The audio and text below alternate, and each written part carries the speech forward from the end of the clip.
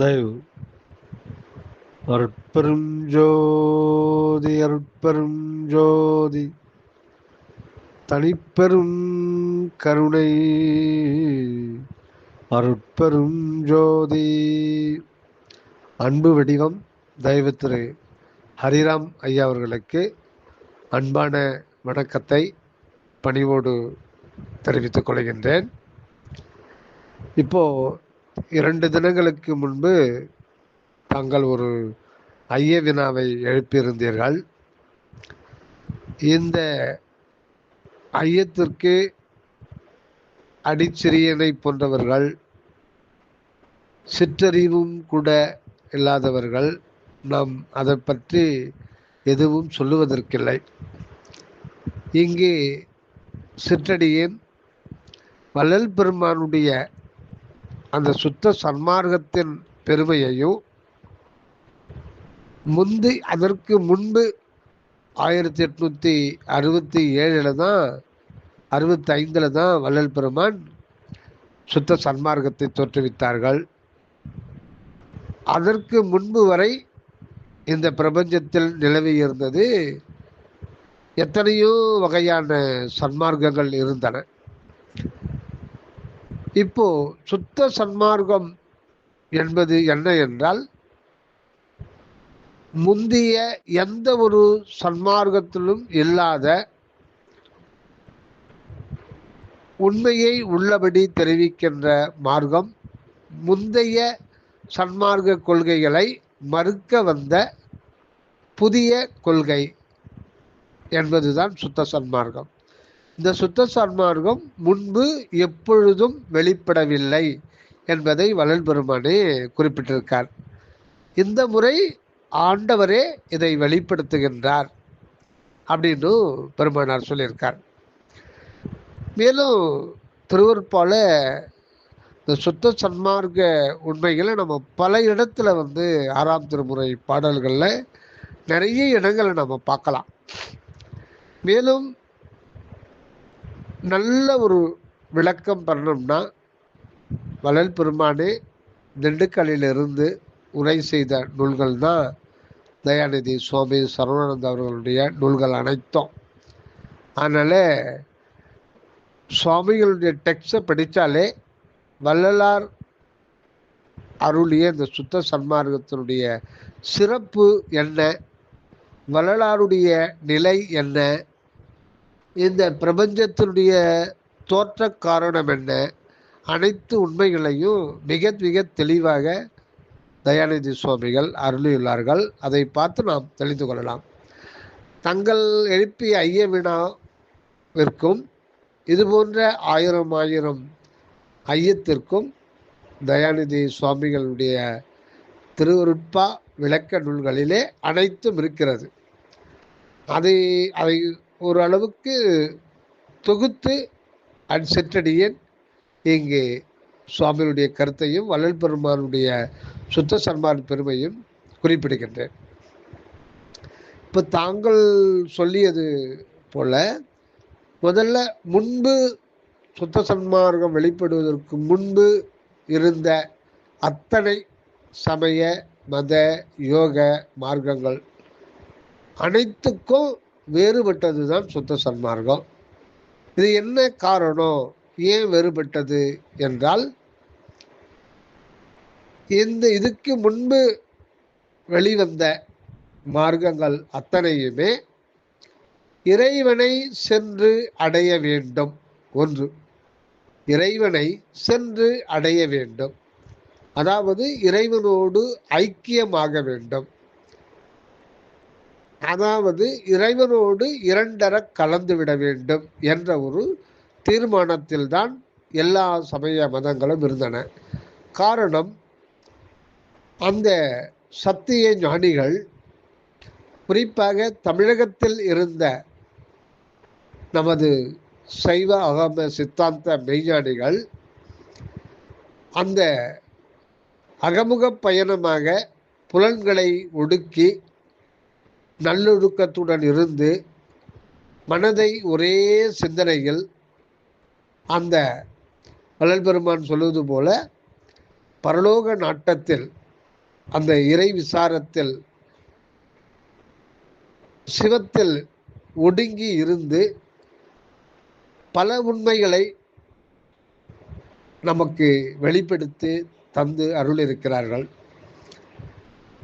அந்த அவங்களுடைய ஆன்மீக பயணத்துல ஒரு குறிப்பிட்ட ஸ்டேஜில் என்ன நடந்தது என்பதை சுவாமி தயாநிதி சர்வானந்த அவர்கள் சொல்கிறார்கள்.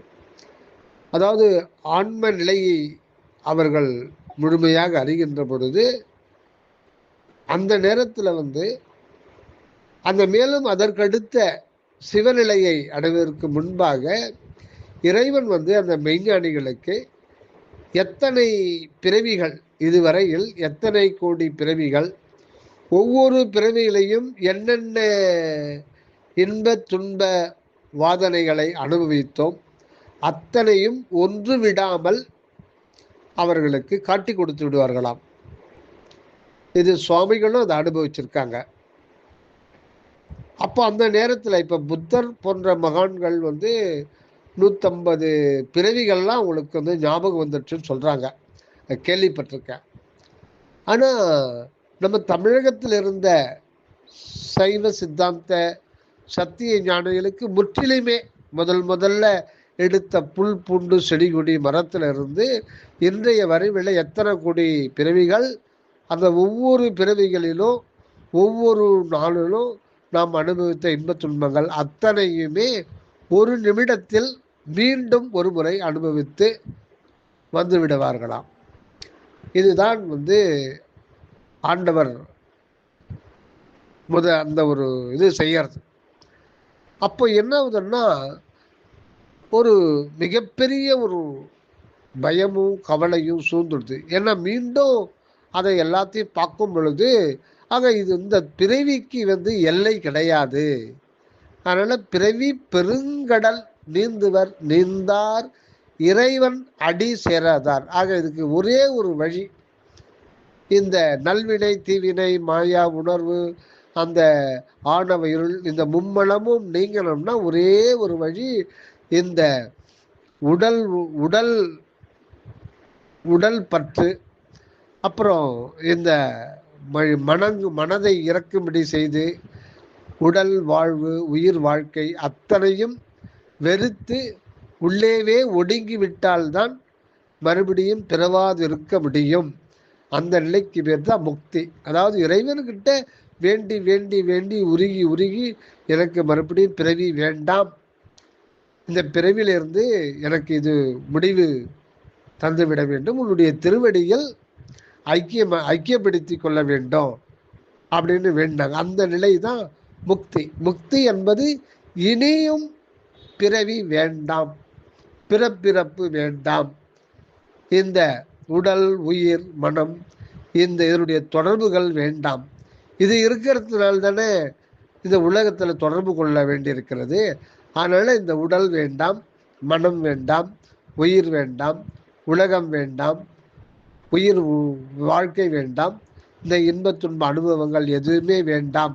அப்படி வேண்டாம் சொல்லும் பொழுதுதான் நமக்கு அந்த பிறவி துன்பம் இருக்காது. ஆக இந்த உலக வாழ்க்கை இனி வேண்டாம், இதுவரையில் நம்ம பட்ட அவத்தை போதும் போதும் என்று முடிவுவிட்டு அது ஆக இறைவனுடைய ஜோதியிலே தன்னை ஐக்கியப்படுத்தி கொள்ள வேண்டும். அதுக்கும் இறைவனுடைய திருவருள் தான் வேண்டும் என்று அந்த இறைவனுடைய பக்தியாலும் இடையறாத அந்த சிவசிந்தனையினாலும் உள்ளொளியினுடைய நிலையை அறிந்து அதிலே ஒடுங்கி லயமாகி சமாதி கூடி விடுவது அல்லது ஜோதியிலே கலந்து விடுவது. ஆக முக்தியைத்தான் எல்லா சமய மத யோக மார்க்கங்களும் வலியுறுத்தின. அதாவது இனி பிறக்கக்கூடாது, இனியும் ஒரு பிறவி வேண்டாம், இந்த உலக வாழ்க்கை வேண்டாம், இன்ப துன்ப அனுபவங்கள் வேண்டாம் அப்படின்னு சொல்லிட்டு இது எதுவுமே வேண்டாம் சொல்லிட்டு இது பண்ணுறது தான் முக்தி. இப்படி தான் போயிருந்தது. அப்போ இது எல்லாமே ஒரு அந்த ஆன்மா ஜீவனாக ஆன்மாவை அறிவதற்கு முன்பு அது ஒரு ஜீவ நிலையில தான் இருந்தது. அதாவது ஜீவன் வேறு ஆன்மா வேறு அப்படி ஒரு ஜீவன் வேறா ஆன்மா வேற அப்படின்னா இல்லை. பொதுவாக அதை உயிர் என்று சைவ சித்தாந்தம் சொல்லுவாங்க. ஆனால் உயிர் என்பது என்னன்னு பார்த்தீங்கன்னா அது ஒரு நாணயம் போல.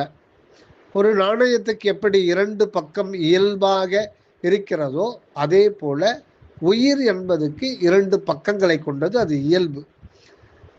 அது ஒரு உணர்வு தான். உணர்வு அணு அல்லது அறிவு அணு அல்லது அறிவு ஆகாயம்.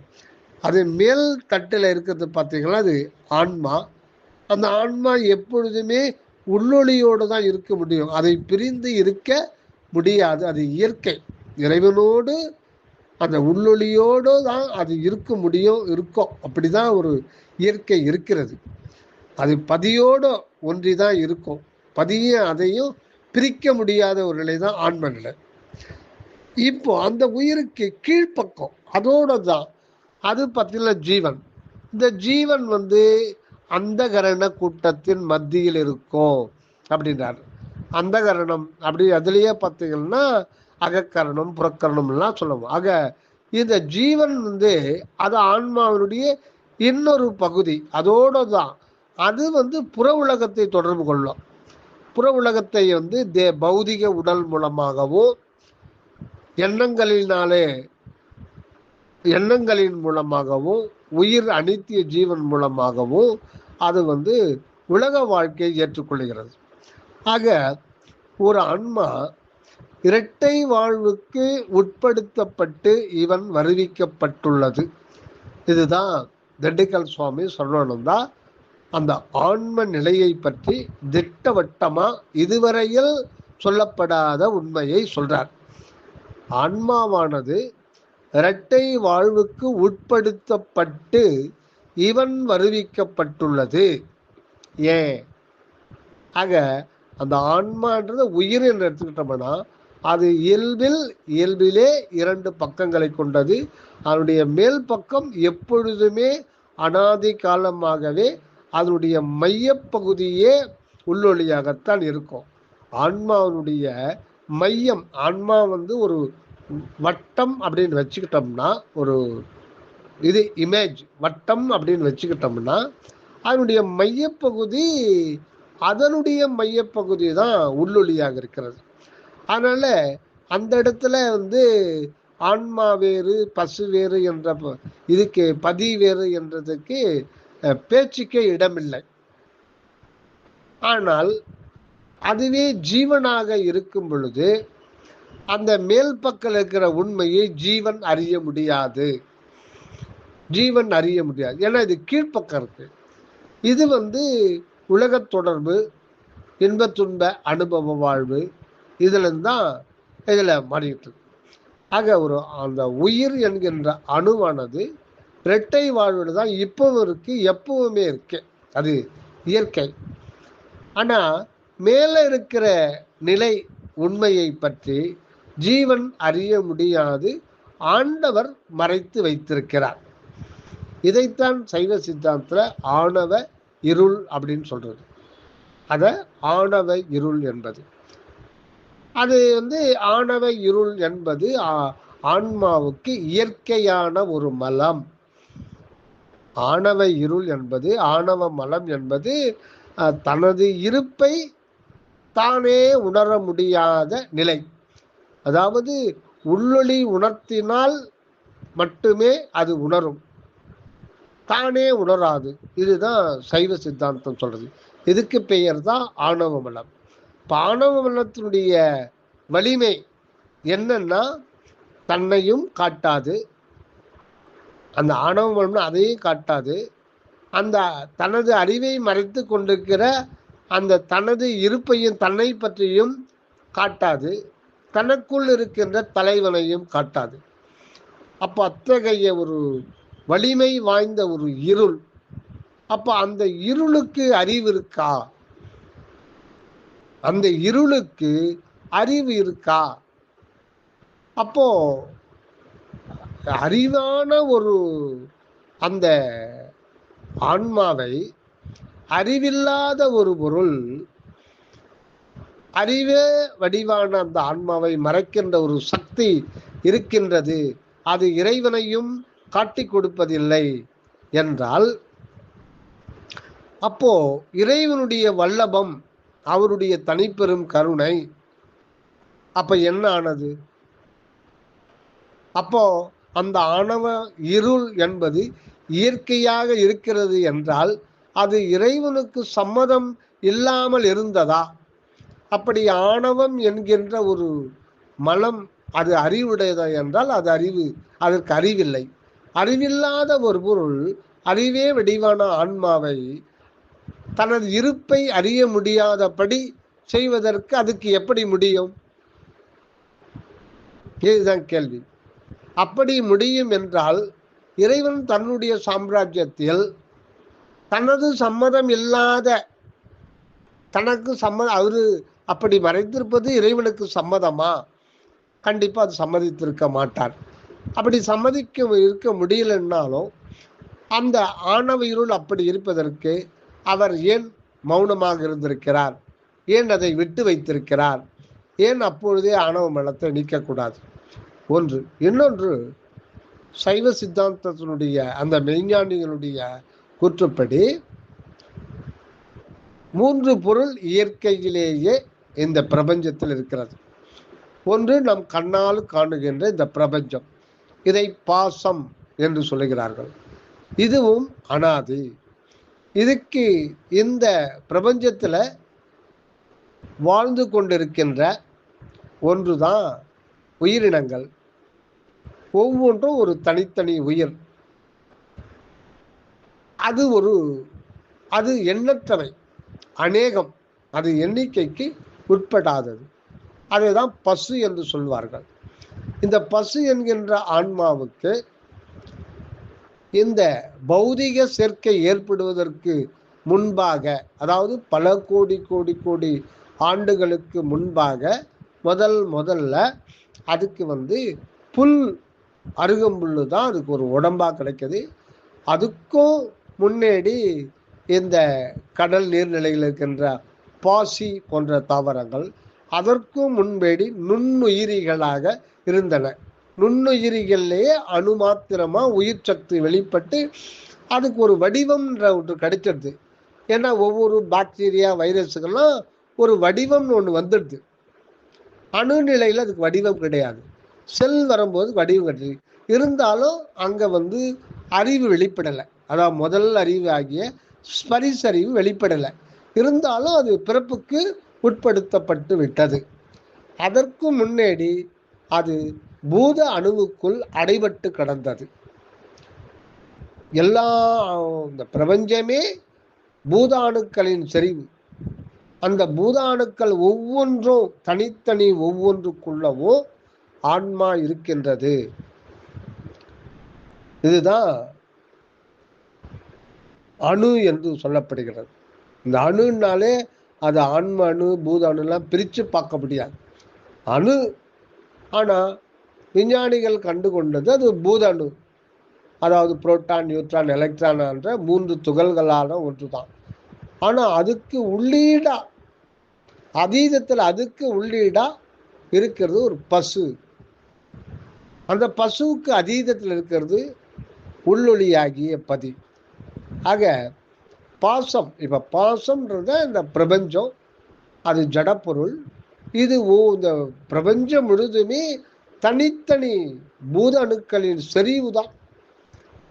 ஒரு கடுகளவு இடத்துல கூட பல லட்சம் கோடி பூதாணுக்கள், விண்ணணுக்கள் இருக்கு. ஒவ்வொன்றுத்துக்கும் ஒவ்வொன்றும் ஒரு பாசம் என்றுதான் சைவாகம் சொல்லுகிறது. அந்த பூத நிலை என்பது அறிவு இல்லாதது, உணர்த்தினாலும் உணர முடியாது. அது அப்படி ஒன்று இருக்கா? அப்போ அதாவது இந்த உலகத்துல இருக்கிறது முடிவான ஒன்று இறைவன் மட்டும்தான் இருக்கிறார் என்று சொல்லுவதுதான் சுத்த சன்மார்க்கம். இது முன்பு இருந்த சைவ சித்தாந்த கொள்கைக்கு மாறுபட்டது. இறைவன் மட்டும்தான் இருக்கிறார், அதுதான் உண்மை. நான் சைவ ஆகமத்தில் சொல்றது, முப்பொருள் இருந்தது அனாதியாக, ஒன்று பாசம். சரி, அவங்களுடைய கூற்றுப்படி சைவ சுத்த சன்மார்க்கம் எடுத்து அனலைஸ் பண்ணுகின்ற போது அந்த ஒவ்வொரு பூத அணுக்களுமே பாச நிலை என்று சொல்லப்படுகிறது. அது ஜடம், உணர்வற்றது. இறைவனே உணர்த்தினாலும் அது தன்னை உணராது. அது ஒரு தோற்றம். இந்த பாசமாகிய இந்த நிலையானது தனித்து இருக்க முடியாது. தனித்து இருக்க முடியாது. அது எதை எப்பொழுதும் பற்றி கொண்டு இருக்க முடியும், அதாவது ஜீவிக்க முடியும். அதுக்கு ஜீவன் ஒன்று கிடையாது. இருந்தாலும் அது இருத்தல் ஒன்று இருக்கு. ஆனால் உணர்வு இல்லாமல் இருக்கு. அந்த ஒரு நிலை அது எப்படி ஆகும்னா, பசுவினுடைய தொடர்பு இல்லாமல் பசுவை பற்றி கொண்டுதான் பாசம் இருக்க முடியும். ஆக ஒவ்வொரு பூதாணுகளுக்கு உள்ளீடாக அந்த சைவாகம் சொல்லுகின்ற பாச நிலையாகி பசு நிலை என்று சொல்லப்படுகிற ஆன்ம நிலை அங்கே இருக்கு. அதுதான் உணர்வு. உணர்வு என்று. ஆனால் அது எந்த அனுபவமும் இல்லாத ஒரு நிலையில் இருக்கு. அது அந்த உணர்வு என்பதே அனுபவம் என்ற சொல்லுதான், வேற ஒண்ணுமே இல்லை. அனுபவம். ஆக அந்த இடத்துல அனுபவ நிலையம், அதுதான், வேற ஒண்ணும் இல்லை. அனுபவம் நிலை. அந்த அனுபவம் நிலை ஏன்னா சுத்த சன்மார்க்கத்தினுடைய இதை பழைய இதுக்கு மாறுபடம் முற்றிலும் வேறுபட்டிருக்கிறது. அந்த இடைநிலையில் இருக்கிறது இப்பொழுது பசு என்று சொல்லப்படாது. அது அனுபவம், அனுபவ நிலையம். இறைவனுக்கான அவருடைய அவரே ஆகிய அனுபவம் நிலையம்தான் அந்த உயிரணு. அது அப்படி சொல்றதை விட அது ஒரு உணர்வணு. ஆனா அந்த உணர்வணு அது அனுபவ நிலையம்ன்றதுனால இயற்கையிலேயே அது பூஜ்ய நிலையில் இருக்கு. அவ்வளவுதான், வேற எதுவும் வார்த்தை இன்சர்ட் பண்ணக்கூடாது. அது ஒரு பூஜ்ய நிலையில் இருக்கு. அனாதி காலமா பூஜ்ய நிலையில தான் இருக்கு. அது இயற்கை அப்படிதான் இருக்கு. அதுக்கு அதீதத்தில் அதுக்கு உள்ளீடா இருக்கிறது தான் பதிநிலை. அந்த பதிநிலை எப்பொழுதுமே அன்பு இருப்பாக இருக்கிறது. ஆனால் அது அந்த இருப்பு மாத்திரமாய் தான் இருக்கிறது. அதுதான் அகண்டாகாச வெளியில இருக்கிற ஒன்று தன் முழு உண்மையை ஒவ்வொரு பூதணுக்கொள்ளவோ அப்படியே வைத்திருக்கிறது. அகண்டாகாசத்திலையும் இருக்கே, அதுவே இதுவாகவும் அதுவே இதுவாகும். இங்க எதுக்கு இருக்கிறார்னா, இங்க தன்னை விலங்கு நிலையில் வைப்பதற்காக வைக்கிறார். இதுதான் இறைவனுக்கு பெண்டிங். அப்படி இருக்கிறது இயற்கையில இருக்கிற ஒரு அமைப்பு. அந்த அன்பு தத்துவத்தினுடைய அமைப்பு இல்லைன்னா இயற்கையில் அப்படிதான் இருக்கும். அது ஒன்றும் அது ஏன் எதுக்கு எப்படின்னு சொல்லிட்டு நாம் இந்த பக்கத்துல இருந்து அந்த பக்கத்தை பத்தி விசாரிப்பது அதனால எந்த பிரயோஜனம் இல்லை. ஏன்னா ஆண்டவருடைய உண்மை அவருக்கு மட்டும்தான் தெரியும். ஆக இதுல நம்ம சுத்த சன்மார்க்கத்திலே நாம் தெரிந்து கொள்ள வேண்டிய முக்கிய புதிய விஷயம்தான். ஆனா இதுதான் அனாதி காலமா இருக்கிறது. அதாவது அன்பு அன்பு அன்பு என்கின்ற ஒரு அகண்டமான வெளி இயற்கையில் இருந்து கொண்டு இருப்பதுதான் ஒரு பேர் அற்புதம், இயற்கையான ஒரு அற்புதம். ஆனா அந்த அன்பு என்பதுதான் வள்ளலார் இயற்கை உண்மை. ட்ரூத். ட்ரூத்னா பொய் பேசாதிருத்தல் அல்ல, உண்மை. அது உள்ளீடாக இருக்கின்ற மெய் சத்தியம். அதுதான் சத்து பொருள். அனைத்துக்கும் மூலப்பொருளாக இருக்கிற அன்பு தத்துவம், அன்பு சத்துவம், அது ஒரு வெளி. ஆனா அந்த இடத்துல அனுபவம் என்பது இறைவனுக்கு இல்லை. அது இயற்கையில அப்படிதான் இருக்கு. அவரு அன்பு இருப்பாக இருக்கிறார். ஆனா அந்த அன்பு என்பது விளக்கமடைய வேண்டும். ப்ராசஸுக்கு வரணும். அன்பு அன்புன்னு சொல்லி இருந்தா அவருடைய இருப்பு அது அனுபவப்பட வேண்டும். அது அனுபவப்பட வேண்டும்னா அனுபவம்னு ஒன்று வரும்போது அங்க இன்னொருத்தர் தேவைப்படுறார். ஆக தன்னை தானே அனுபவிப்பதற்கு இன்னொரு ஆள் தேவைப்படுது, இன்னொரு நபர். ஆனா இயற்கையில இன்னொன்று கடவுள் அந்த அன்பு தத்துவத்துக்கு அல்லது அன்பு சத்துவத்துக்கு அந்நியம் என்பது இயற்கையில் கிடையாது. எல்லையற்ற அகண்ட பிரபஞ்சம் முழுதும் ஒன்றேயான ஒரு இருப்பு. அது ஒரு அந்த அன்பு வெளின்றது அது ஒரு நபரோ அவர் ஒரு ஆளோ அல்ல, அது ஒரு சத்து வெளி, சத்துமயமான ஒரு இயற்கை உண்மை வெளி. அது அப்படிதான் இருக்கிறது தான் ஒரு பேரதிசயம், அற்புதம். சில சமயத்தில் நம்ம கேட்கலாம், ஏன் அப்படி ஒண்ணு இல்லாமலே இருந்திருந்தா இந்த உலகத்துல உயிர்களுக்கெல்லாம் எந்த பிரச்சனையும் இல்லைமே, ஒவ்வொரு உயிரும் இந்த வாழ்க்கையில எவ்வளவு கஷ்ட நஷ்டங்களை ஒவ்வொரு நாளும் அனுபவிக்குது. பசி, தாகம், பிணி, மூப்பு, இச்சை, இன்மை, எளிமை, வறுமை, முன்வி நல்வினை, தீவினை, அறியாமை, எவ்வளவு இருக்கு, பயம், கவலை, நோய் நொடி, இப்படி இவ்வளவு உலகம் முழுதா பிரபஞ்சம் முழுதும் எத்தனையோ அனந்தம் கோடி கோடி ஜீவராசிகள் இந்த வாழ்கின்ற ஒரு நிலைக்கு வருவிக்கப்பட்டு எவ்வளவு துன்பானுபவங்களை, இன்பமும் இருக்கு, இன்ப துன்பானுபவங்களை அனுபவித்து கொண்டிருக்கிறது. அப்போ இதுக்கெல்லாத்துக்குமே காரணம் அந்த அன்பு வெளிதான். அது ஒண்ணு இல்லைன்னா இது எதுவுமே கிடையாது. அப்போ அப்படின்னு ஒண்ணு இல்லாமலே இருந்திருக்கலாமே அப்படின்னு ஒரு கேள்வி எழும். அந்த கேள்வி யாருக்கிட்ட போய் கேட்கறது? யாருக்கிட்ட போய் கேட்க முடியாது. இல்லாமலே இருந்திருக்கலாமே அப்படியே நம்ம பேக்ல நமக்கு உள்ள பார்த்தாதான் அப்படி ஒண்ணு இல்லாமல் இருந்திருக்க முடியாது என்பது நம்முடைய உணர்வே உணர்த்தும். அதுக்கு சாட்சி யார் கேள்வி கேட்டாங்களோ அவங்களே தான் சாட்சி. நாம் எப்படி இல்லாமல் போக முடியும்? நாம் என்றும் இருப்பவர்கள். அதுதான் அந்த அன்பு. இதுதான் அனுபவத்துக்கு வரும்போது இந்த உணர்வாக இருக்கிறது. ஆக கேள்வி எங்கிருந்து எழுதுன்னா அதே அனுபவம், கடவுளுடைய அனுபவ நிலையிலிருந்து தான் இந்த கேள்வி எழுது. ஏன் அப்படி ஒரு நிலை, இயற்கை உண்மை என்கின்ற ஒரு அன்பு வெளி இல்லாமலே இருந்திருக்கலாமே என்று ஒரு கேள்வி வரும். அது மனதில் எழுகின்றது தான். அதற்கு காரணம் நாம் அனுபவிக்கிற துன்பாவத்தைகளே அந்த கேள்விக்கு காரணமாக இருக்கிறது. வெறும் இன்பத்தை மட்டும் அனுபவிக்கும் பொழுது இந்த கேள்வி எழாது.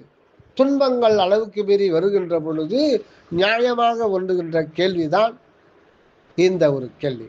அந்த கேள்விக்கு உள்ளவே மௌனமாகி உள்ள சென்று ஒடுங்கி நின்று உள்ளே பார்த்தால் அப்படி ஒரு பொருள், இயற்கை உண்மை என்கின்ற ஒரு பொருள் இல்லாமல் இருந்திருக்க முடியாது. அதற்கு நானே சாட்சி என்று அந்த உணர்வை உணர்த்தும். ஆக நாம் ஒவ்வொருவருமே என்றும் உள்ளவர்கள் தான் என்பது அந்த அகநோக்கிய தியானத்தில் நாம் உணர முடியும். ஆக இப்பொழுது சைவ ஆகமத்தில் சொல்லுவது, அந்த ஒவ்வொரு பூதாணுவுக்குள்ளவும் பாசம், அவங்க சொல்றது பதி பசு பாசம் என்ற முப்பொருள் இந்த உலகத்தில் அனாதியாக இருக்கிறது. முத்தனிப்பொருள்களாக தான் சொல்றாங்க. எப்படி இறைவன் அனாதியானவரோ அவர் அறிவே வடிவமாக அன்பே இருப்பாக இருப்பவர். அது அனாதியா அவர் இயற்கை அப்படி இருக்கார். இன்னொரு பொருளும் உண்டு. அது எதுன்னா உயிர்கள். இந்த உயிர்கள் அதுவும் அனாதி. ஆனால் அது தன்னையே உணராது, உணர முடியாது. அறியாமை என்கின்ற இருளிலே, இயற்கையிலே ஆணவம் என்கின்ற இருளிலே ஜடம் போல், உணர்வற்ற ஜடம் போல் இருக்கின்ற ஒரு பொருள் இன்னொன்று உயிர்கள். இவை அனந்தம், எண்ணிக்கைக்கு உட்படாது. இறைவன் ஒருவர் தான், அது ஏகன், அது ஒரு நிலை, அது இயற்கை, அது ஒரு தனிப்பொருள். இன்னொன்று அனந்தம், அனந்தா கோடி கோடி தனித்தனி உயிரணுக்கள். இதுதான் ஆன்மாக்கள், இதுதான் பசு என்று சொல்லப்படுகிறது. இது தன்னை உணராத ஒரு அனாதி காலமாகவே இருள் நிலையில ஜடம் போல் கிடைக்கின்ற ஒரு நிலை. இது ஒரு நிலை. இன்னொன்று பாசம் என்கின்ற மற்றொரு நிலை. அது அதுவும் இயற்கையில் அனாதையாக இருக்கிறது, அது தனியாகவே இருக்கிறது, அதுவும் ஜடம். இப்படி இந்த முத்தனி பொருள்கள் இயற்கையிலேயே இருக்கின்றன. அப்புறம் சொல்லும்போது பதியினை சென்று அணுகா பசு பாசம், அதாவது பதியினை போல் பசு பாசம் அனாது. இங்கேதான் சுத்த சன்மார்க்கம் இடிக்குது அப்படின்றாரு சுவாமி சரவணானந்த அவர்கள். போல அப்படின்னும் போது என்ன ஆகுதுன்னா அதுக்கு ஈக்குவலா அது எப்படியோ அப்படின்னு அங்கதான் அந்த சைவ சத்திய ஞானிகள் கண்ட உண்மைக்கு மேலே ஒரு உண்மை இருக்கிறது. அந்த உண்மையை ஆண்டவரே மறைத்து வைத்த காரணத்தினாலே அந்த பூட்டை திறந்து கொண்டு உட்சென்றவர்கள் இதுவரையில் யாரும் இல்லை. அதுதான் ஆதியில் வல்லவன் பூட்டிய பூட்டை இதுவரையில் யாரும் திறந்தபாடில்லை. காரணம், அவரேதான் திறக்க வேண்டும், வேறு யாரும் திறக்க முடியாது. அவரேதான் திறந்து கொண்டு வெளில வரணும். ஏன்னா அவரேதான் இருக்கிறார், அவர் மட்டும் இருக்கிறார், அவர் தனியாக இருக்கிறார். அதுதான் இயற்கை உண்மை என்கின்ற சத்து பொருள் வெளி அன்பு இருப்பு. இப்போ 1865 தான் இது காலக்கணக்கு. அப்பதான் அவரே பூட்டை திறந்துக்கிட்டு அவரே உள்ளிருந்து வெளியில வர்றார். அப்படி வெளில வரும்போது தான் ஒரு ஆன்மாவில் உள்ளிருந்து அவரே வெளில வருகின்றார். இந்த ஒரு உண்மையை தான் வள்ளல் பெருமானுடைய மேட்டுக்குப்பத்தில் நிகழ்ந்த கொடியேற்று விழாவிலே நிகழ்ந்தது முதல்ல சொல்றார். ஆண்டவர் இப்போது சாலைக்கு ஆண்டவர் போகின்ற 10 தினங்களாகிய கொஞ்ச காலம் வரையில் நல்ல விசாரணையோடு இருந்து வாருங்கள் என்று எச்சரிக்கிறார். இது முதல்னா இனி இதுக்கு முன்பு இருந்ததெல்லாம் வேற மார்க்கம். அது மனித முயற்சியிலிருந்து உண்மையை ஆய்ந்து கொள்ளப்பட்டது. அதுவும் இறைவனுடைய ஏற்பாடு தான். இறைவனுடைய சம்மதம் இல்லாமல் எதுவும் நடக்கவில்லை. இதுவரையில் ஆன்மீக பரிணாம வளர்ச்சி ஆன்ம சைவ சித்தாந்தத்தின் மூலமாகத்தான் அநேக உண்மைகளை வெளிக்கொண்டு அருளியிருக்கிறார்கள் நமது தமிழகத்து சத்திய ஞானிகள். ஆனாலும் அவர்களும் அறியாதபடி ஒரு பூட்டை ஒரு ஆதியில் வல்லவன் பூட்டிவிட்டான். இதுவரையில் யாரும் அதை திறந்தபாடில்லை, இப்பொழுதுதான் திறந்து விட்டிருக்கிறார். அதனால்தான் சுத்த சன்மார்க்கம் தோற்றுவிக்கப்பட்டது. அப்படி திறந்து விட்டவர் அவரது மார்க்கமாகவே வருகிறார். ஆக இப்போ இந்த நிலையில இறைவனை நோக்கி செல்லுகின்ற நிலை மார்க்கம் மறுக்கப்பட்டது. அவர்தான் நம்மை நோக்கி வரப்போகிறார். இனி அப்பொழுதுதான் மனிதனுக்கு மரணமில்லா பெருவாழ்வு கிடைக்கப் போகிறது அப்படின்றார். அதனால்தான் இது முதல் சாலைக்கு, இந்த சாலை என்பது என்னன்னா ஆண்டவர் விளங்குகின்ற நிலையம், அனுபவ நிலையம். அது ஏற்கனவே இருக்கிறார். இப்போ அவர் உள்ள இருந்து அவரே வெளியில வர்றார். அந்த சாலை அப்படின்னாலும் தெரு அப்படின்னாலும் மார்க்கம் அப்படின்னாலும் வழி அப்படின்னாலும் எல்லாமே ஒரு பொருள் தான். ஆக இறைவன் விளங்குவதற்கு அகண்ட வெளியில் இருக்கின்ற ஆண்டவருடைய இயற்கை உண்மை அன்பு தத்துவம் விளங்குனாதான் அவர் இருக்கிறதுக்கே அவருக்கே பிரயோஜனம். இல்லைன்னா இறைவன் இருப்பதினாலே எந்த பயனும் இல்லை. ஆகனால தன் இருப்பை இன்ப இருப்பாக மாற்றிக்கொள்ள வேண்டும்னா அந்த அன்பானது அனுபவத்துக்கு வரணும். அதுக்காகத்தான் அவர் அருள் உணர்வு நிலையில விலங்கு நிலை சிவமாக அந்த ஆன்மாவிலே இருக்கிறார். எல்லாமே இந்த பூத அணுவுக்குள்ள அடக்கம்தான். தயவு அடுத்த பதிவில் காண்போம்.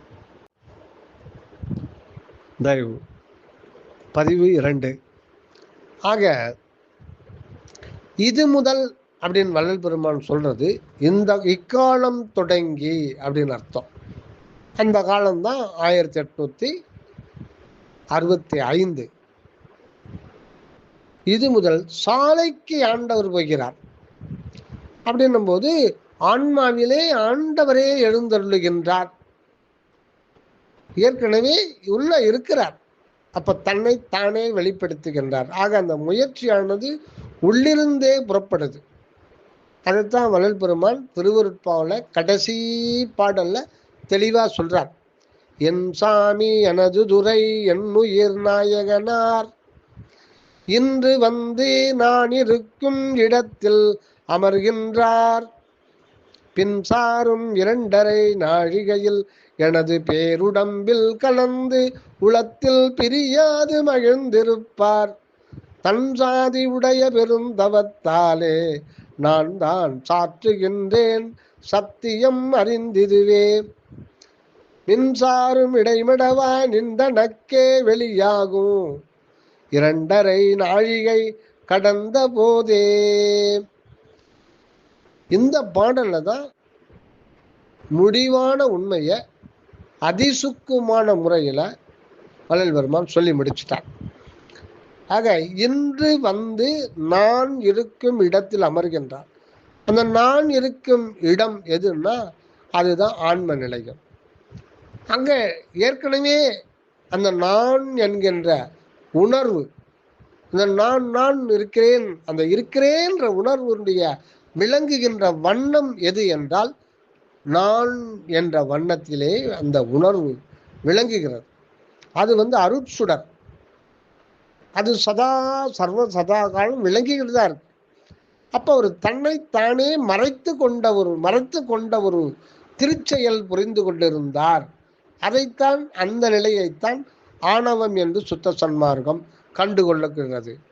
ஆக ஆணவ மனம் இயற்கை அப்படின்றது இங்கு மாறுபடுகிறது.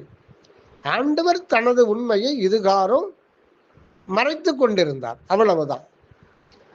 ஆக தான் ஒரு பூஜ்ய நிலையிலேயே தன்னை வைத்து கொண்டிருந்தார். வேற எதுவும் வார்த்தை இங்க இன்சர்ட் பண்றதுக்கு இல்லை சுத்த சன்மார்க்கத்துல.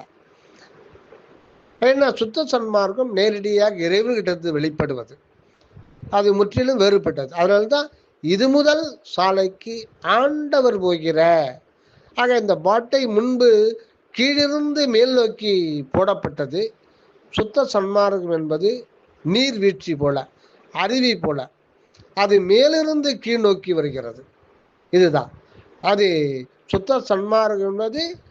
அது நேரடியாக பதியிடத்திலிருந்து வெளியில வந்து ஆன்மா, ஜீவன், உயிர், மனம், உணர்வு, ஐம்புலன்கள் அப்படி அங்கிருந்து நிறைந்து வாழ்விக்க வருகிறது. வாழ வருகிறது, அவரே வாழ வருகிறது. ஆக அருவுருவம் உருவம் என்கின்ற முத்தோற்றத்தோடு அவர் இந்த மனிதனாய், இந்த மனிதனில் தானே இவனாயிருந்து வாழ வந்திருக்கிறார் என்கின்ற ஒரு உண்மையை இப்பொழுதுதான் சுத்த சன்மார்க்கத்தின் மூலம் கண்டுகொள்ளுகின்றோம் என்று சுவாமி தயாநிதி சரவணானந்த அவர்கள் சொல்லுகின்றார். ஆக இதற்கு முன்பு இருந்த அனைத்து மதங்களும் ஒன்று இந்திரிய நிலைகளிலிருந்து கண்டுகொள்ளப்பட்டது, அது ஒரு மதமாக மாறினது. இன்னும் கொஞ்சம் சற்று மனோநிலையிலிருந்து, அதனுடைய நுழைவாயில் மனோநிலையிலிருந்து சென்று ஒரு மதங்கள் உருவாகின. அடுத்தது ஜீவநிலையிலிருந்து அந்த ஜீவ அறிவை கொண்டு மெய்ப்பொருளை ஆய்வு செய்து அதுபடி ஒரு கொள்கையை வகுத்தார்கள். அது சில மதங்களாக மாறியது. அடுத்து ஆன்ம நிலையிலிருந்து கண்டுகொள்ளப்பட்டதுதான் சித்தாந்தமும் வேதாந்தமும். இந்த சித்தாந்த வேதாந்தத்தில் சித்தாந்தம் தான் மிக உயர்ந்தது என்று சுவாமி சரவணானந்த அவர்கள் சொல்கிறார்கள். இந்த சித்தாந்தத்தில் இருந்த சத்திய ஞானிகள் தான் அக உண்மையை, பெரும்பாலான அக உண்மையை அசைவர இருந்து இறைவனுடைய திருவுருளை கொண்டு உலகத்திற்கு வெளிப்படுத்தி தந்தருளினார்கள். ஆனால் அது கூட ஆன்ம நிலையிலிருந்து அருள் துணையால் கண்டுகொள்ளப்பட்டதே தவிர அது அருளாலே வெளிப்படுத்தப்பட்டதா என்றால் இல்லை. அப்படி அருளாலே வெளிப்படுத்தப்பட்டிருந்தால் இனி பிறவி வேண்டாம் முக்தி வேண்டும், கலக்க வேண்டும், அடைய வேண்டும் என்று அப்பொழுது அந்த கொள்கை வகுத்திருக்க மாட்டார்கள். ஏனென்றால் சென்று அடைய வேண்டும், ஐக்கியமாக வேண்டும் என்பது சுத்த சன்மார்க்கத்திலே வள்ளலார் மறுக்கிறார். ஏனென்றால் பசுவானது பதியோடு தான் இருக்க முடியும். அது இயற்கையில் நாம் அத்விதமாகத்தான் இருக்கிறோம், பிரிந்து இருப்பதற்கு இல்லை, அந்த நிலை உண்மையில் இல்லை. ஏன்னா பிரிந்த யுகமாக பிரிந்த ஒன்று புதிதாக போய் அடைகிறது என்றால் ஒரு குறிப்பிட்ட காலம் கழித்து மீண்டும் பிரிந்து வருவதற்கு வாய்ப்பு உண்டு. ஆகவே புதிதாக சென்றடைதல் என்பது அது ஒரு பிரச்சனையில் தான், எப்பனாலும் திரும்பி வந்து விடலாம். அதனால் அடைதல் ஐக்கியமாதல் என்பது செயற்கையாக புதிதாக நிகழ்வது அல்ல, அப்படியும் இல்லை. ஏனென்றால் பதி, பசு, பாசம் இந்த 3 நிலைகளும் ஒன்றுதான், ஒன்றாகிய மெய்ப்பொருள்தான் இந்த 3 நிலைகளை தன்னை விளக்கி கொண்டிருக்கின்றார். அப்படி விளக்கம் செய்வதுதான் அவருக்கு அனுபவ வாழ்வை தருகிறது. அந்த நிலையில்தான் அவருக்கு ஆனந்தம் அனுபவப்படுகிறது.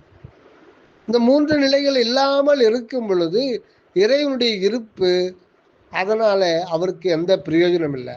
ஆக தன்னையே 3 நிலைகள், அவரே 3 நிலைகளாகவும் தானே இருந்து விளங்கி கொண்டிருக்கிறார் ஒழிய தனித்தனியாக அனாதியாக இருப்பது என்பது சுத்த சன்மார்க்கத்தில் அந்த உண்மை மாறுபடுகிறது. அதுதான் முப்பொருளும் ஒன்றதென்றார் வெண்ணிலாவே, அந்த 3 ஒன்றாய் முடிந்ததென்ன வெண்ணிலாவே. இந்த ஒரு வாசகம்தான் தன்னை அறிந்து இன்பமுறை வெண்ணிலாவேல. இந்த ஒரு சத்திய வாசகத்தை தான் அருட்பெருஞ்சோதி ஆண்டவரே முதலாக ராமலிங்க அடிகளாரும் இல்லை வெளிப்படுத்துகிறார். அந்த ஆன்ம நிலையில் முப்பொருளும் நானேதான், இந்த உண்மையை அறிந்து கொள்வாயாக. இது தனித்தனியாக அனாதியாக வேறு வேறாக இருப்பதில்லை. முப்பொருளுமா நானேதான் முப்பொருளுமாக விளங்குகின்றேன், அது அனுபவ வாழ்விற்காக. அப்படி உள்ளது இயற்கை. அப்பொழுதுதான் சச்சிதானந்த அனுபவம் இறைவனுக்கே ஏற்படும். இல்லை என்றால் இறைவனுக்கு அந்த ஆனந்த அனுபவம் ஏற்படாது. ஆனந்தம் என்ற ஒன்று இல்லை என்றால் அந்த அன்பு இருப்புக்கு இருப்பதும் ஒன்றுதான், இல்லாதிருப்பதும் ஒன்றுதான். அவருடைய இருப்பினால் அவருக்கும் பயனில்லை, அவருக்கு பயனில்லை, அவ்வளவுதான். அதனால் உண்மை என்பது விளங்க வருகின்ற பொழுதுதான் அது இன்பமும் அனுபவமும் ஏற்படுகின்றது. அந்த இருப்பே இன்பமாக மாறுவதற்கு இவ்வளவு பிரபஞ்ச வெளியீடு. இந்த பிரபஞ்ச வெளியீடு அனாதிகாலமாக நிகழ்ந்து கொண்டிருப்பது, இயங்கி கொண்டிருப்பது காரணம் அந்த உண்மையானது வெளியில விளங்குகின்ற பொழுதுதான் அது பயன்பாட்டுக்கும் இன்ப அனுபவத்திற்கும் வழி ஏற்படுகிறது. ஆகையினால முப்பொருளும் ஒன்றதென்பார் வெண்ணிலாவே, அது 3ம் ஒன்றாய் முடிந்தது என்ன வெண்ணிலாவே. ஆக ஒன்றுதான் 3ஆய் விளங்குகின்றது, அது 3ம் அதுவாக இருக்கிறது. ஆக இறைவன் தனித்தும் உடனாகியும் வேறாகியும் இறைவன் விளங்குகிறார். இது சைவாகமத்திலே சொல்றாங்க. சைவாகமத்தில் சொல்றாங்க, இறைவன் தான் தனித்தும் உடன் ஆகியும் வேறாகியும் இருக்கிறான்னு சொல்றாங்க. ஆனா அந்த உண்மையை கண்டோம் தான் சென்று அடைய வேண்டும் என்ற கொள்கையைத்தான் முன்வைக்கிறார்கள். ஆக இதுதான் சுத்த சன்மார்க்கம் வேறுபட்டுகிறது. அதனால பழைய மார்க்கத்திலே வாழ்வு என்பது இல்லை. ஏனென்றால் அவர்கள் அந்த மெய்ஞானிகள் சொல்லியது போல பதினை சென்று அணுகா பசு பாசம். இந்த பசுவும் பாசமும் அதனால்தான் முதலியே சொல்லிட்டாங்க, இது இயற்கையில தனித்தனியில இருக்கிறது, முத்தனி பொருள்கள். இந்த 3 பொருள்ல அறிவே இல்லாதது ஜடப்பொருள், அது பாசம். அது ஏன் இருக்குது அப்படின்றத சொல்லலாம். இயற்கையில் இருக்குது. அந்த பாச நிலை என்பது என்ன? அது இறைவன் சம்மதத்தினால் இருந்து கொண்டிருக்கிறதா?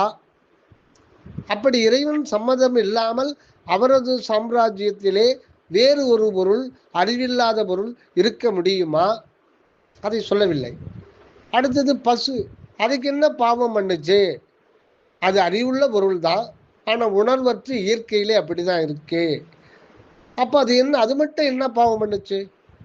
அப்போ இறைவன் உயிர்கள் இரண்டும், இறைவன் சத்து பொருள், அந்த பசு என்பது சித்து. ஆனால் அது சித்து என்பது அறிவு. இருந்தாலும் அது இயற்கையில் ஆணவ மலத்தால் இயற்கையிலேயே தன்னை உணராத ஒரு ஜடம் போல இருக்கிறதுன்னா அது ஏன் அப்படி இருக்குது? அது என்ன பாவம் பண்ணுச்சு? அது ஏன் இருக்கையில் அதுக்கு கடவுள் என்ன சம்மதித்தார்? அப்படி அது இருப்பதற்கோ இறைவன் அதை அனுமதித்தாரா? அதுக்கும் அப்படி அனுமதித்தார் என்றால் அப்படி இருக்கையில் ஒரு அமைப்பு அவருக்கும் அதுக்கும் தொடர்பே இல்லாமல் பட்டுப்படாமல் இருந்து விட்டாரா அப்படின்றது தான் சுத்த சன்மார்க்க கேள்வி. ஆகையினால பதியினை சென்று அணுகா பசுபாசம், இவை அணுக முடியவே முடியாது. பதி அணுகில் பசுபாசம் நிலாவே. இறைவன் அணுகிட்டாருன்னா பசுவும் பாசமும் நிற்காது, அது ஓடி போயிடும், அங்க ஒன்றும் இருக்காது. அந்த நிலையில தான் அந்த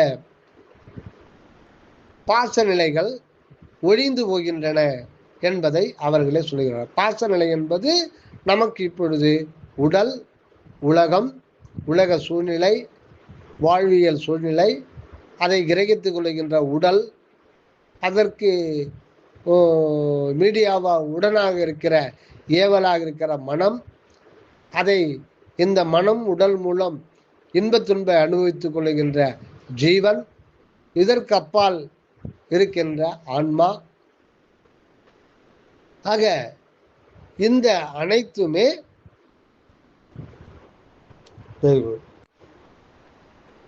இந்த இவையெல்லாம் நில்லாது என்கின்றார். நில்லாது நீங்கிவிடும். ஆக அங்க அந்த நிலையில உடல் இருக்காது, மனம் இருக்காது, உயிர் இருக்காது, உலக வாழ்க்கை இருக்காது. அனைத்தையும் விட்டுவிட்டு பதியில் ஒடுங்கிவிடும். அங்கு பதி மாத்திரம்தான் இருக்கும் அப்படின்றதுதான் சைவ சித்தாந்த கோட்பாடு. அப்ப பதிமாத்திரம் இருக்கும்னா ஏற்கனவே அப்படித்தானே இருந்தார் அவரு.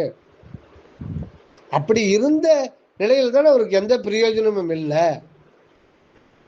அப்போ அந்த ஐக்கியமானவனுடைய நிலை என்ன அப்படின்னு வள்ளல் பெருமான் ஆண்டவரிடம் கேட்கிறார். புதுசா சொல்றீங்களையே, நீயே வா, நான் சொல்லலை, நீயே வா. அந்த ஆன்ம உலகத்துக்கு கொண்டு போறார். கொண்டு போய் என்னை அடைய வேண்டும், ஐக்கியமாக வேண்டும் விரும்பியவர்களுக்கு அந்த ஆன்மாக்கள் விரும்பிய வண்ணம் அருள் செய்து விட்டேன். ஆனால் அவர்களுடைய நிலை என்ன என்பதை நீயே உள்ள பார்த்துக்கோ. உள்ள போய் பார்த்தா அவர்கள் பாச தொடர்பும் பசுவின் தொடர்பும், அதாவது ஜீவன், மனம், உடல், உலக வாழ்க்கை, இந்த அனுபவம்லாம் நீங்கிய போது, அதாவது பௌதிக உடலும் மனமும் உயிரும் நீங்கிவிட்டால் ஆன்ம விளக்கம் என்பது தடைபட்டுவிடும். அந்த இறுதியில் அந்த தேக அந்தியத்தில் வரை அவர்கள் அனுபவித்த சச்சிதானந்தத்தை அனுபவித்தார்கள் தான். ஆனால் இந்த தொடர்பு இல்லாமல் இருக்கும்போது ஒரு காலகட்டத்திலே அவர்களுடைய உடலும் உயிரும் எல்லாம் தொடர்பு அருந்து விட்டன. தொடர்பு அருந்து விட்டால் பௌதிக உடம்பு, உயிர், மனம், இந்த பாச தொடர்பு இல்லை என்றால் பசு பழையபடி தனது நிலையை உணராது. ஆக பாச விளக்கம் என்பதும் சரி, அந்த பசு நிலையும் சரி, இந்த நிலையை கடந்து இதை அழித்துவிட நினைத்தது தவறு. ஏனென்றால் அப்படி நினைத்தால் இறைவன் பசு என்கின்ற ஒரு நிலையையும் பாசம் என்கின்ற நிலையையும் இயற்கையிலேயே இருந்திருக்க செய்திருக்க மாட்டார். ஆக பதி விளங்குவதற்கு இடமாக இருப்பதுதான் பசுவும் பாசமும். இதை ஒழித்துவிட்டு ஐக்கியமாக நினைத்தது தவறு. அப்படி ஐக்கியமாக நினைத்ததுக்கு காரணம் அவர்கள் தன்னை இறைவனுக்கு அயலாக வேறாக கண்டிருந்தார்கள்.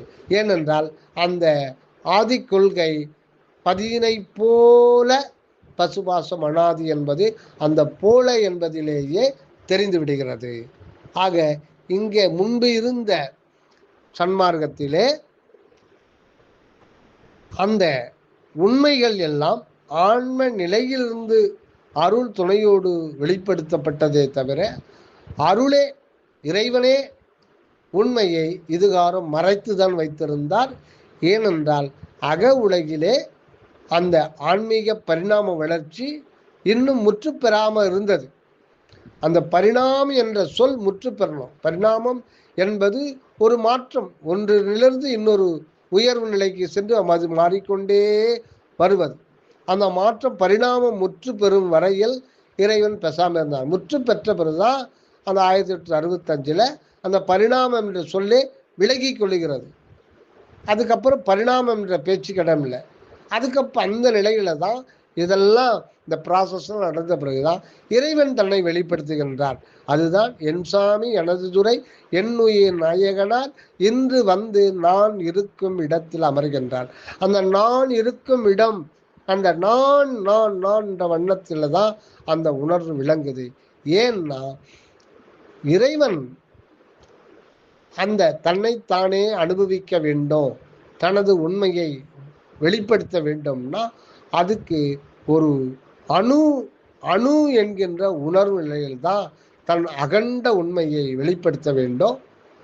அந்த அணுவினுடைய நுழைவு வாயில், அந்த உணர்வின் நுழைவு வாயில் எப்படி இருக்குதுன்னா நான் என்கின்ற வண்ணத்தில தான் அந்த வாயிலே இருக்கிறது.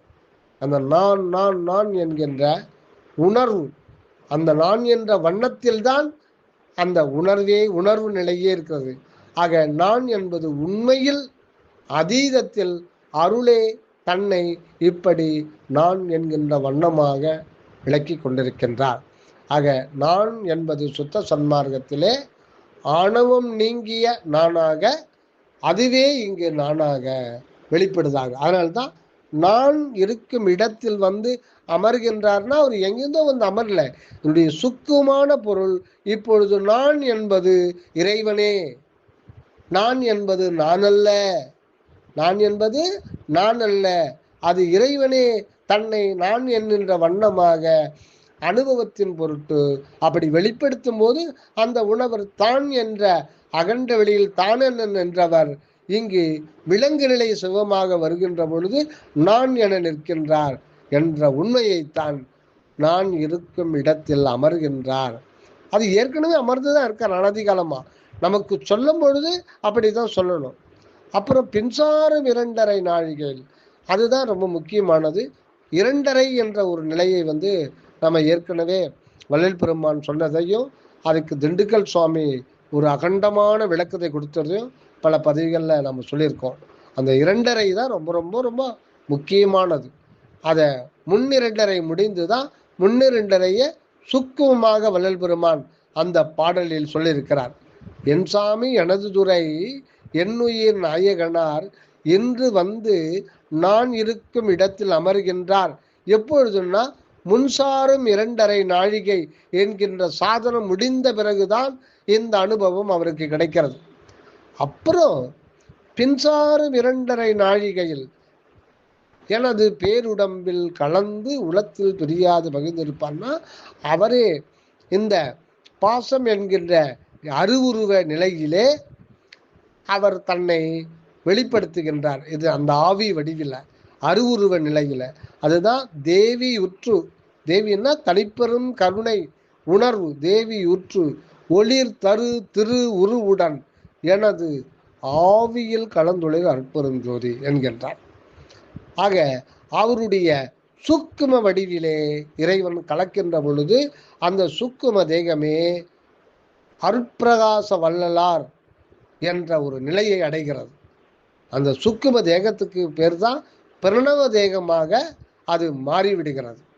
அந்த நிலையை தான் வள்ளல் பெருமான் தேவியுற்று ஒளிர் தரு திருவுருவுடன் எனது ஆவியில் கலந்து ஒளிர் அருட்பெருஞ்சோதி. இப்பொழுது அவருடைய இந்த பசுநிலையை தான் வந்து அருட்பிரகாச வடிவம் பெறுகிறது. அதுதான் பிரணவ தேகம் என்றும் பழைய முறைகளிலே அது கிளி வடிவம் என்றும் சொல்லுவார்கள்.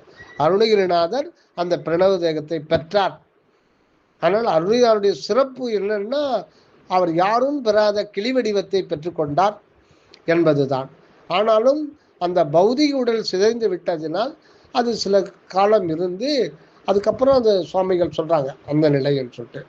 ஆனால் அருணகிரிநாதர் நிலை வந்து மிகவும் சிறந்த ஒரு நிலை. அவர் கிளி வடிவம் பெற்றுக்கொண்டது. அந்த கிளி வடிவம் தான் பிரணவ வடிவம். அது நிலைத்திருக்க வேண்டும் என்றால் இந்த பௌதிக உடம்பும் சுத்த ஒளி உடம்பாக மாற வேண்டும். இல்லை என்றால் அந்த பிரணவ தேகம் என்று சொல்லப்படுகின்ற அருட்பிரகாச வடிவம் கிளி வடிவம் கூட நிலைத்திருக்காது. ஆக இது 3 தேகமும் ஒளிமயமாக மாறிவிட வேண்டும். இதைத்தான் வள்ளல் பெருமான் திருக்கதவம் திறவாயு என்ற பாடல்ல, திருக்கதவம் திறவாயு திரைகளெல்லாம் தவிர்த்தே திருவருளாம் பெரும் ஜோதி திருவுரு காட்டாயோ உருக்கி அமுது ஊற்றெடுத்து என் உடம்பு உயிரோடு உளமும் ஒளிமயமே ஆக்குற மெய்யுணர்ச்சி அருளாயோ என்று வேண்டுகிறார். என் உடம்பு, அப்புறம் உயிர், அப்புறம் உள்ளம். இதுதான் தூலம்.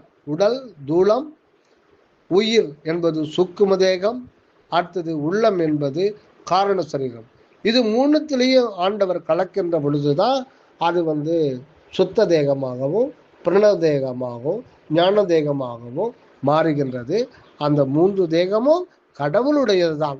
அது உருவம், அருவுருவம், அருவம் என்கின்ற திரிதேக சித்தியோடு தான் ஆண்டவர் தன்னை வெளிப்படுத்தி விளக்கம் செய்து கொள்வதுதான் இந்த ஆண்டவருடைய இலக்கு. ஆக இந்த உருவம் நிலையில தான் தன்னை வெளிப்படுத்துகின்றார் இந்த உடல் நிலையில. ஆனா அது வந்து இப்ப இருக்கிற மாதிரி இது கிடையாது. அது ஒளியுடல், அது சுத்தம், குற்றம் நீங்கியது. இப்ப நமக்கு இருக்கிறது பழுது.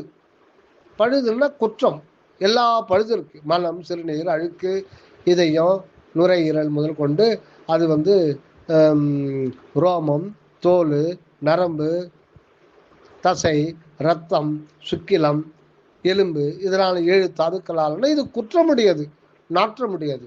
அதுதான் இதில் இந்த பழுது நீங்கும் போது அது சுத்த ஒளியுடம்பாக மாறுகிறது. இதுதான் திருப்பள்ளி எழுச்சியில் உடற்பழுதெல்லாம் தவிர்த்தே எனை பள்ளி எழுப்பிய அருட்பெருஞ்சோதி என் அப்பனே பள்ளி எழுந்தருள்வாயே உடற்பழுதெல்லாம் தவிர்த்தே. ஆக இந்த ரோமம்,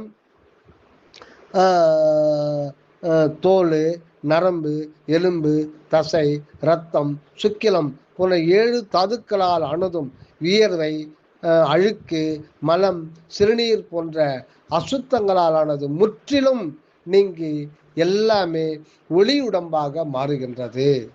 ஆக அங்க 4 பூதங்கள் இல்லாம அந்த வான்பூதம் மட்டும் அப்படி சுத்த வான்பூதமா மாறி அவருக்கு ஒளியுடம்பா மாறுது.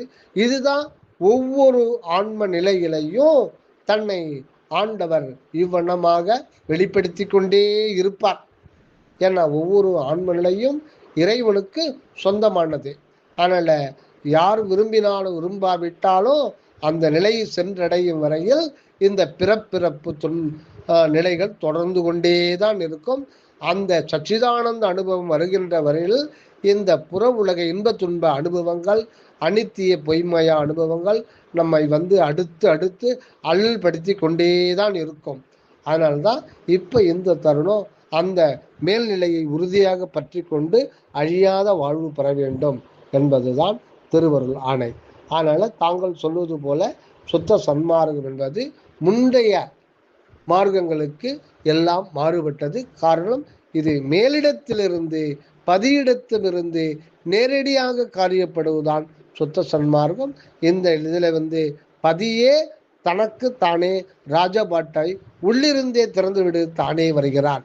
ஆக இறைவனே இங்கு வாழ வந்திருக்கிறார் என்பதை அறிந்து கொண்டு நான் என்பது நான் அல்ல, இறைவனே அனுபவ வாழ்க்காக வந்திருக்கிறார் என்பதை உணர்ந்து கொண்டு நம்முடைய உடல் பொருள் ஆவி என்பது எல்லாம் உண்மை அல்ல, அது இறைவனுடையதே என்று அறிந்து கொண்டு தற்போதும் ஒழித்தான் எனது என்பது உண்மையில் நம்முடையதல்ல, அது அவருடையதே என்று தற்போதும் அத்தனையும் ஒழித்து அருளில் புகழடைந்து இருக்கின்ற பொழுது ஒவ்வொரு தனி மனிதனும் அந்த வரலாறை போல இரவா நிலையை பெற்றுக்கொள்ளலாம், பெற்றுக்கொள்ள வேண்டும்.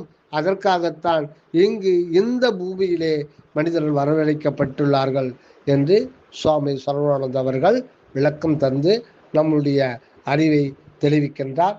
அந்த பெருமானாருக்கு நன்றியை தெரிவித்துக் கொண்டு இத்துடன் இந்த சத்விசாரத்தை முடித்துக் கொள்வோம். நன்றி. வந்தனம் ஐயா, வந்தனம். தயவு. அருட்பெரும் ஜோதி அருட்பெரும் ஜோதி தனிப்பெரும் கருணை அருட்பெரும் ஜோதி. தயவு.